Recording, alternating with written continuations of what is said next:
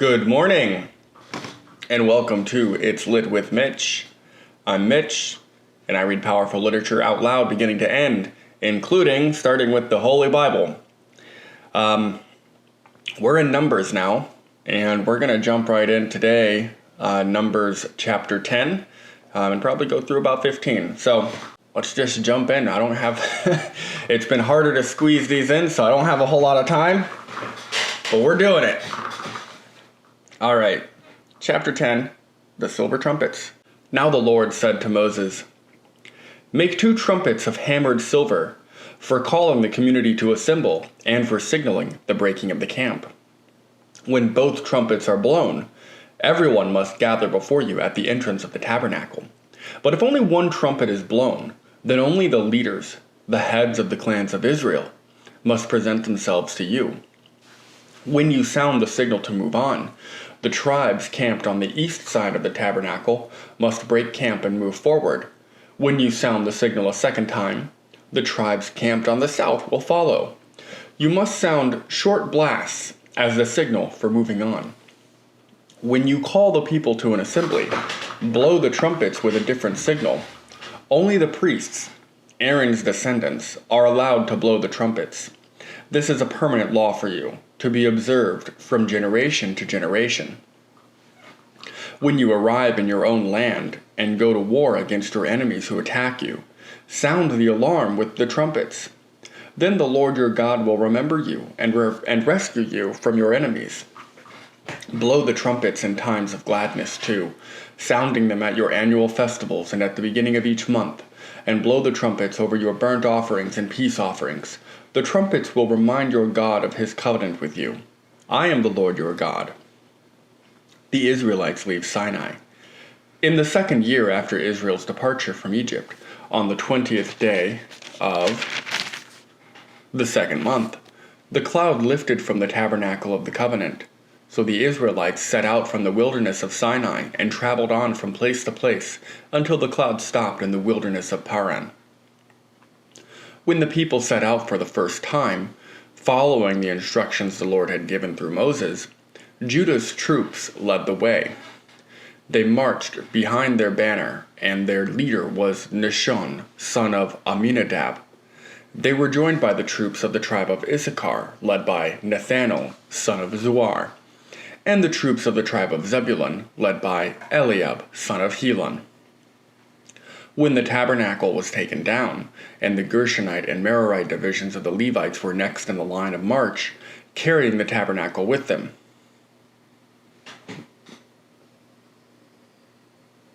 Oh, okay, I read that correctly. Reuben's troops went next, marching behind their banner. Their leader was Elizur, son of Shadur. They were joined by the troops of the tribe of Simeon, led by Shelumiel, son of Zurishaddai, and the troops of the tribe of Gad, led by Elisaph, son of Duel. Next came the Kohathite division of the Levites, carrying the sacred objects from the tabernacle. Before they arrived at the next camp, the tabernacle would already be set up at its new location. Ephraim's troops went next, marching behind their banner. Their leader was Elishama, son of Ammihud. They were joined by the troops of the tribe of Manasseh, led by Gamaliel, son of Pedazur, and the troops of the tribe of Benjamin, led by Abidan, son of Gideoni. Dan's troops went last, marching behind their banner and serving as the rear guard for all the tribal camps. Their leader was Ahiezer, son of Ammishaddai.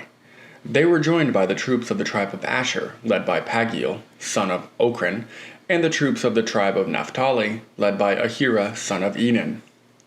This was the order in which the Israelites marched, division by division. One day, Moses said to his brother-in-law, Hobab, son of Reuel, the Midianite, "We are on our way to the place the Lord promised us, for he said, 'I will give it to you.' Come with us, and we will treat you well, for the Lord has promised wonderful blessings for Israel." But Hobab replied, "No, I will not go. I must return to my own land and family. Please don't leave us," Moses pleaded. "You know the places in the wilderness where we should camp. Come, be our guide.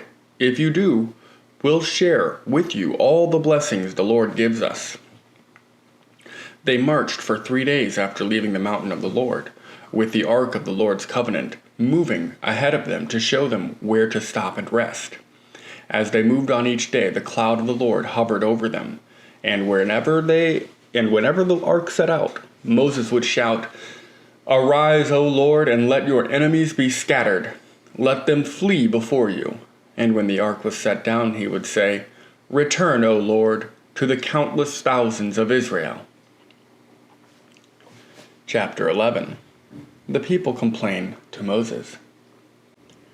Soon the people began to complain about their hardship, and the Lord heard everything they said.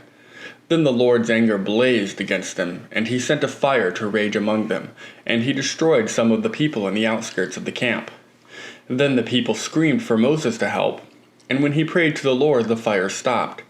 After that, the area was known as Taberah, which means the place of burning, because fire from the Lord had burned among them there. Then the foreign rabble who were traveling with the Israelites began to crave the good things of Egypt. And the people of Israel also began to complain. "Oh, for some meat," they exclaimed. "We remember the fish we used to eat for free in Egypt, and we had all the cucumbers, melons, leeks, onions, and garlic we wanted. But now our appetites are gone. All we ever see is this manna." There is a high price to pay for freedom. But there was a high price they were already paying for bondage.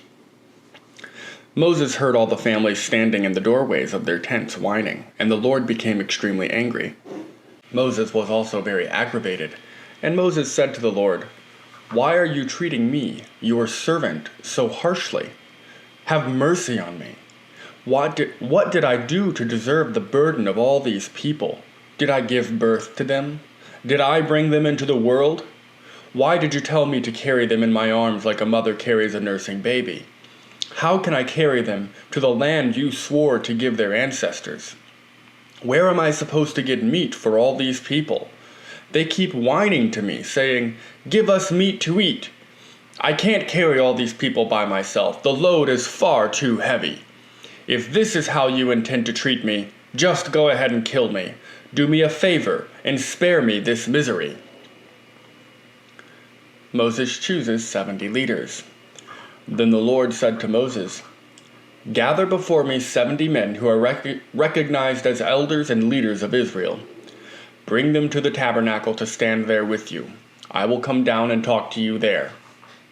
I will take some of the Spirit that is upon you, and I will put the Spirit upon them also. And they will bear the burden of the people along with you, so you will not have to carry it alone. And say to the people, 'Purify yourselves, for tomorrow you will have meat to eat. You were whining, and the Lord heard you when you cried, "Oh, for some meat! We were better off in Egypt." Now the Lord will give you meat, and you will have it to eat. And it won't be for just a day or two, or for 5 or 10 or even 20. You will eat it for a whole month until you gag and are sick of it. For you have rejected the Lord, who is here among you, and you have whined to him, saying, 'Why did we ever leave Egypt?'" But Moses responded to the Lord, "There are 600,000 foot soldiers here with me, and yet you say, 'I will give them meat for a whole month'? Even if we butchered all our flocks and herds, would that satisfy them? Even if we caught all the fish in the sea, would that be enough?" Then the Lord said to Moses, "Has my arm lost its power? Now you will see whether or not my word comes true." So Moses went out and reported the Lord's words to the people. He gathered the 70 elders and stationed them around the tabernacle. And the Lord came down in the cloud and spoke to Moses. Then he gave the 70 elders the same spirit that was upon Moses. And when the Spirit rested upon them, they prophesied. But this never happened again. 2 men, Eldad and Medad, had stayed behind in the camp. They were listed among the elders, but they had not gone out to the tabernacle. Yet the Spirit rested upon them as well, so they prophesied there in the camp. A young man ran and reported to Moses, "Eldad and Medad are prophesying in the camp." Joshua, son of Nun, who had been Moses' assistant since his youth, protested, "Moses, my master, make them stop." But Moses replied, "Are you jealous for my sake?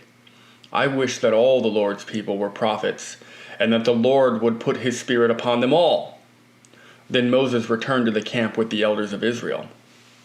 The Lord sends quail. Now the Lord sent a wind that brought quail from the sea and let them fall all around the camp, for miles in every direction. There were quail flying about 3 feet above the ground. So the people went out and caught quail all that day and throughout the night and all the next day too. No one gathered less than 50 bushels. They spread the quail all around the camp to dry, but when they were gorging themselves on the meat, while it was still in their mouths, the anger of the Lord blazed against the people, and he struck them with a severe plague.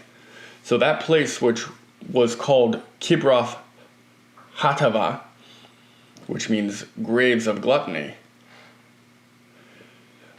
So that place was called Kibroth Hattaavah, which means graves of gluttony, because they were buried from the people who had craved meat from Egypt. Oh gosh, I just can't even read. Because there they buried the people who had craved meat from Egypt. From Kibroth Hattaavah, the Israelites traveled to Hazeroth, where they stayed for some time. Chapter 12. The complaints of Miriam and Aaron. While they were at Hazeroth, Miriam and Aaron criticized Moses because he had married a Cushite woman. They said, "Has the Lord spoken only through Moses? Hasn't he spoken through us too?" But the Lord heard them. Now Moses was very humble, more humble than any other person on earth. That was in parentheses. So immediately the Lord called to Moses, Aaron, and Miriam and said, "Go out to the tabernacle, all 3 of you." So the 3 of them went to the tabernacle. Then the Lord descended in the pillar of cloud and stood at the entrance of the tabernacle. "Aaron and Miriam," he called, and they stepped forward. And the Lord said to them, "Now listen to what I say. If there were prophets among you, I, the Lord, would reveal myself in visions. I would speak to them in dreams, but not with my servant Moses. Of all my house, he is the one I trust. I speak to him face to face, clearly, and not in riddles. He sees the Lord as he is. So why were you not afraid to criticize my servant Moses?" The Lord was very angry with them, and he departed. As the cloud moved from above the tabernacle, there stood Miriam, her skin as white as snow from leprosy. When Aaron saw what had happened to her, he cried out to Moses, "Oh, my master, please don't punish us for this sin we have so foolishly committed.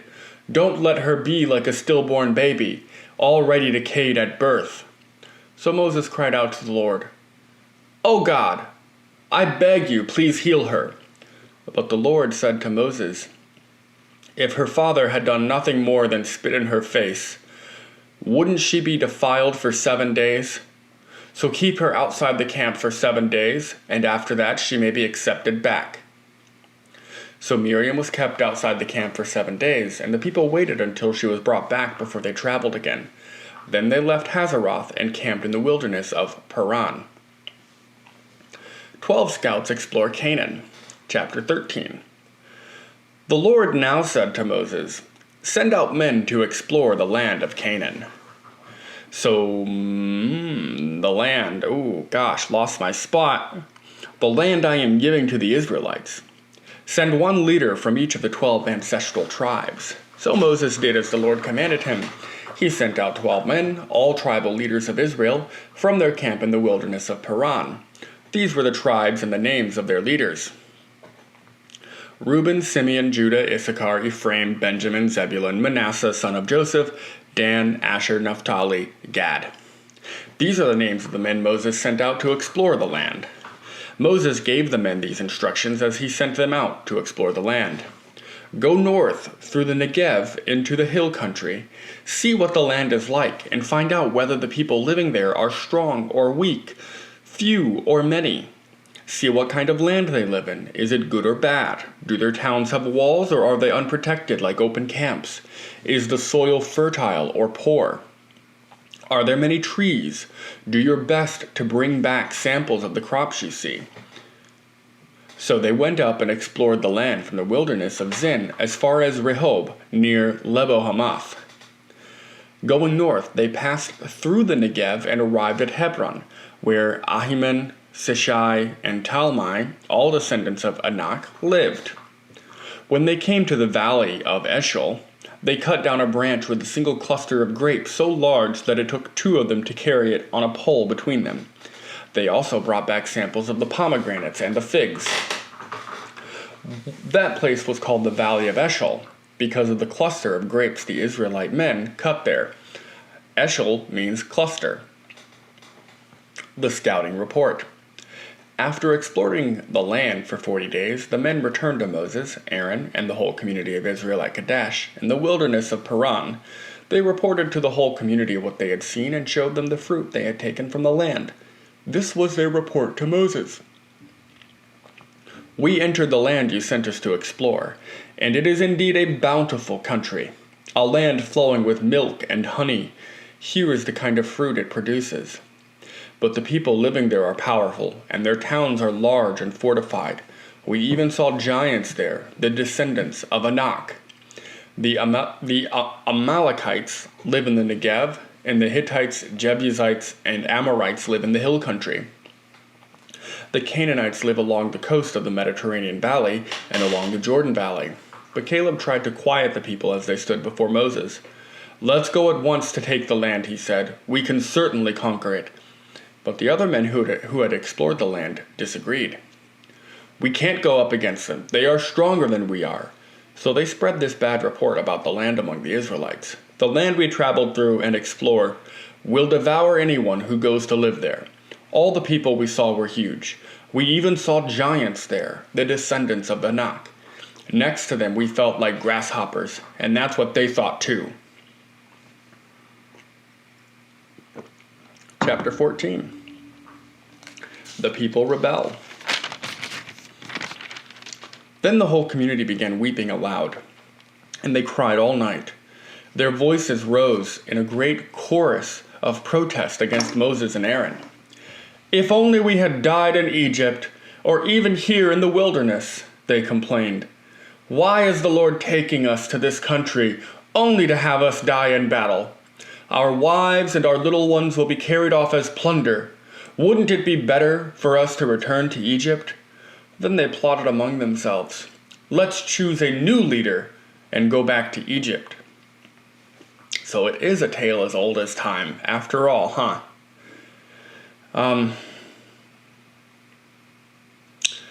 Well, then Moses and Aaron fell face down on the ground before the whole community of Israel. 2 of the men who had explored the land, Joshua son of Nun and Caleb son of Jephunneh, tore their clothing.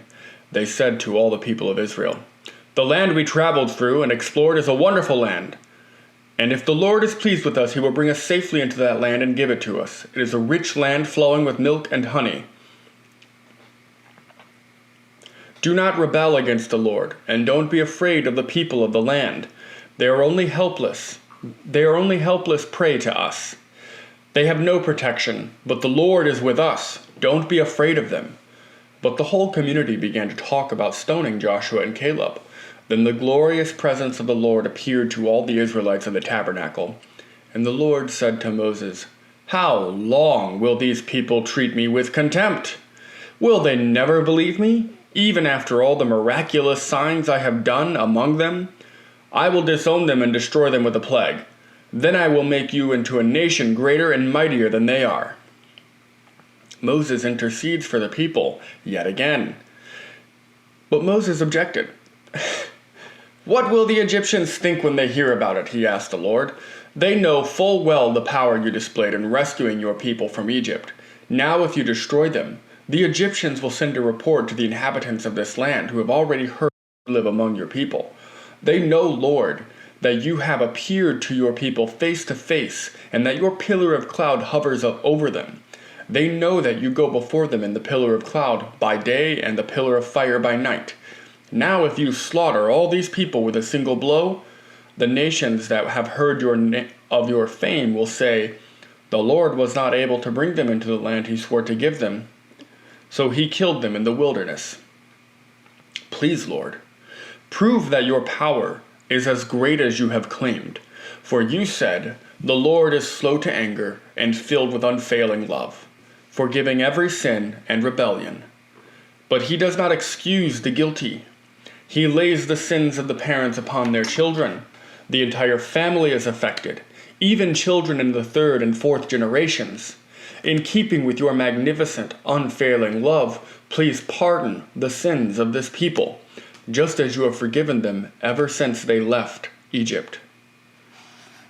Moses is a great advocate. Really, he's a tremendous advocate, unfailing advocate. He's a really interesting character. I like Moses. Then the Lord said, I will pardon them as you have requested. But as surely as I live, and as surely as the earth is filled with the Lord's glory, not one of these people will ever enter that land. They have all seen my glorious presence, and the miraculous signs I performed both in Egypt and in the wilderness. But again and again, they have tested me by refusing to listen to my voice. They will never even see the land I swore to give their ancestors. None of those who have treated me with contempt will ever see it. But my servant Caleb has a different attitude than the others have. He has remained loyal to me. So I will bring him into the land he explored. His descendants will possess their full share of that land. Now turn around and don't go on toward the land where the Amalekites and Canaanites live. Tomorrow you must set out for the wilderness in the direction of the Red Sea. The Lord punishes the Israelites. Then the Lord said to Moses and Aaron, How long must I put up with this wicked community and its complaints about me?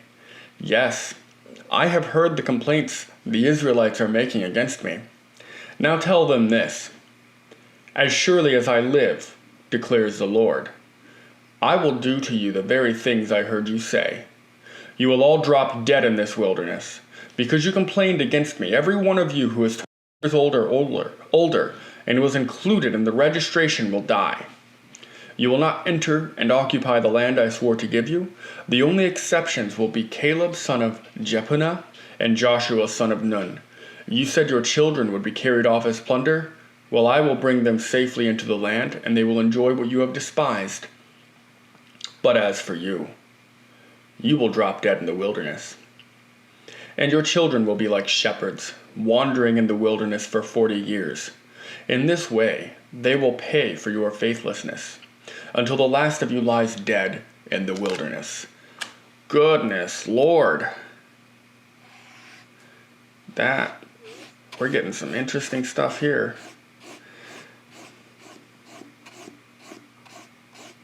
Sorry, I just wanted to get all that highlighted. That's good stuff. Because your men explored the land for 40 days, you must wander in the wilderness for 40 years, a year for each day, suffering the consequences of your sins. Then you will discover what it is like to have me for an enemy. I, the Lord, have spoken. I will certainly do these things to every member of the community who has conspired against me. They will be destroyed here in this wilderness, and here they will die. The 10 men Moses had sent to explore the land, the ones who incited rebellion against the Lord with their bad report, were struck dead with a plague before the Lord. Of the 12 who had explored the land, only Joshua and Caleb remained alive. When Moses reported the Lord's words to all the Israelites, the people were filled with grief. Then they got up early the next morning and went to the top of the range of hills. Let's go, they said. We realize that we have sinned, but now we are ready to enter the land the Lord has promised us. But Moses said, Why are you now disobeying the Lord's ordinance to return to the wilderness? It won't work. Do not go up into the land now.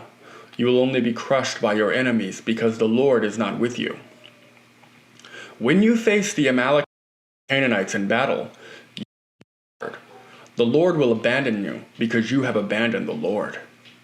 But the people defiantly pushed ahead toward the hill country, even though neither Moses nor the ark of the Lord's covenant left the camp. Then the Amalekites and Canaanites who lived in those hills came down and attacked them and chased them back as far as Hormah. We're going to call it a day there. and we'll pick up on chapter 15 later, as I am now running late.